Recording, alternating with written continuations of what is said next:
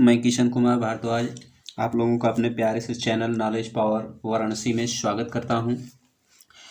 हम लोग देखिए बहुत ही इम्पोर्टेंट टॉपिक स्टार्ट करने जा रहे हैं। प्रीवियस एग्जाम्स में जितने भी अध्यापक की परीक्षाएं हुई हैं, किसी भी स्टेट की हो, चाहे यूपी की हो, चाहे रीट की हो, चाहे राजस्थान की हो, चाहे एमपी की हो, हम हर एक एग्ज़ाम में आने वाले जो इम्पोर्टेंट मैथ के क्वेश्चंस हैं प्रीवियस ईयर, उसको सॉल्व करेंगे।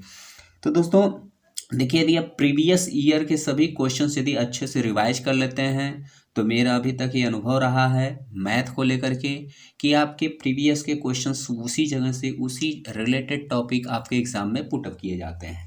तो चलिए देर न करते हुए आपके स्क्रीन पर पहला क्वेश्चन है कि पाई माइनस ई क्या है। पाई माइनस ई क्या है? एक धनात्मक परिमेय संख्या, एक ऋणात्मक परिमेय संख्या, एक अपरिमेय संख्या, परिमेय और अपरिमेय दोनों। तो देखिए आप लोग जानते हैं कि ये जो पाई होता है, पाई क्या होता है? एक आप लोग ऑलरेडी जानते हैं कि यह एक अपरिमेय संख्या होती है। ये आप लोग पढ़े हुए ही हैं कि पाई क्या होती है? एक अपरिमेय संख्या होती है। जब पाई एक अपरिमेय संख्या होती है तो पाई माइनस ई यदि आप करते हैं तो ये भी कैसी संख्या आ जाती है? अपरिमेय। यानी अपरिमेय में यदि कुछ जोड़ा या घटाया जाएगा तो वो भी संख्या कैसी आती है? अपरिमेय। तो इसका आंसर कौन सा हो जाएगा दोस्तों? कौन सा ऑप्शन इसका सही हो जाएगा? तो ऑप्शन सी क्या हो जाएगा? सही हो जाएगा। ओके, अभी आपने देखा होगा यूपी टेट में यहाँ से क्वेश्चन पुटअप भी किया गया था। अगले क्वेश्चन से चलते हैं। तो क्वेश्चन नंबर 2 गिवन है आपको कि 1.3 3 के ऊपर बार है का मान बराबर है। ऑप्शन आपको गिवन है 13/10, -4/3, -13/10, 4/3। तो इसमें कौन सा सही होने वाला है दोस्तों? तो इसमें से कौन सा आंसर सही होगा? आपको ये आंसर बताना है कि कौन सा इसमें से सही होगा। ओके दोस्तों, तो चलिए दूसरे क्वेश्चन पर चलते हैं। दूसरा क्वेश्चन जैसे आपको गिवन है, दूसरा क्वेश्चन 1.3 3 के ऊपर इस तरह से बार लगा हुआ है। तो देखिए इसका कॉन्सेप्ट ये होता है कि जिस संख्या के ऊपर बार होता है उतनी बार हम 9 रिपीट करते हैं। दशमलव के लेफ्ट वाली संख्या को हम प्लस के द्वारा अलग कर लेते हैं, 1 प्लस लिख देंगे और इसको 0.3 का बार लगाएंगे। ये आपका फिर हो जाएगा 3 लिखेंगे। अब दशमलव के बाद 3 पर एक बार है, इसलिए बट्टे में एक बार 9 आएगा। इसको आप यदि सिंप्लीफाई कर लेंगे तो 3 से एक बार में ये 3 से 3 बार में कट जाएगा, तो 1 + 1/3 हो जाएगा। अगर आप इसको सॉल्व करते हैं तो ये क्या हो जाएगा? 4/3। तो क्या दोस्तों, तो इसका आंसर कौन सा विकल्प बन जाएगा? ऑप्शन नंबर डी इसका क्या हो जाएगा? करेक्ट हो जाएगा। ऑप्शन नंबर डी क्या हो जाएगा? करेक्ट हो जाएगा, 4/3। अगले क्वेश्चन पर चलते हैं। तो आपको जो अगला क्वेश्चन गिवन है, देखिए कि पाई है। पाई क्या है? अभी हमने चर्चा किया कि पाई क्या होती है। परिमेय संख्या, अपरिमेय संख्या, अभाज्य संख्या, पूर्णांक।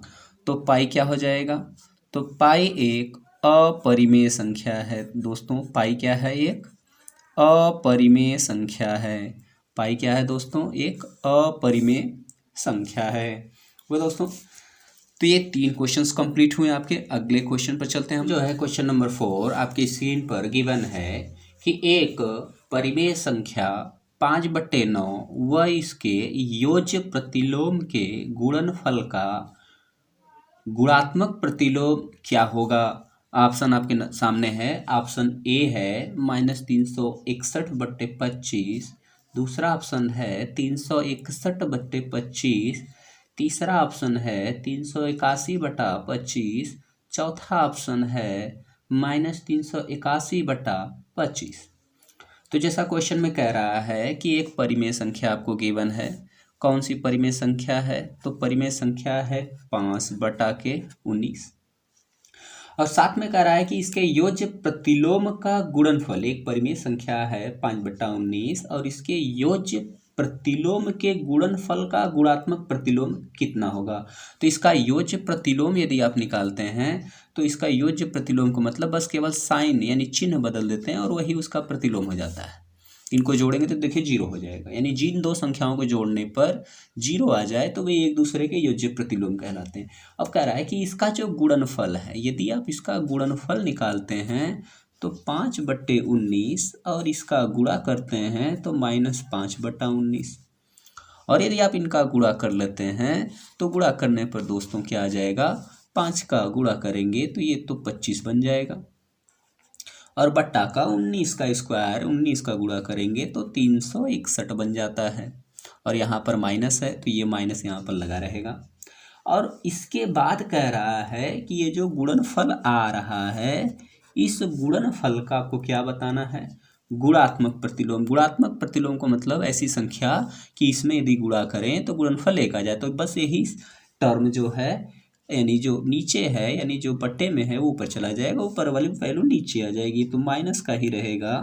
361 ऊपर चला जाएगा, 25 नीचे आ जाएगा, तो ये आपका आंसर बन जाएगा दोस्तों।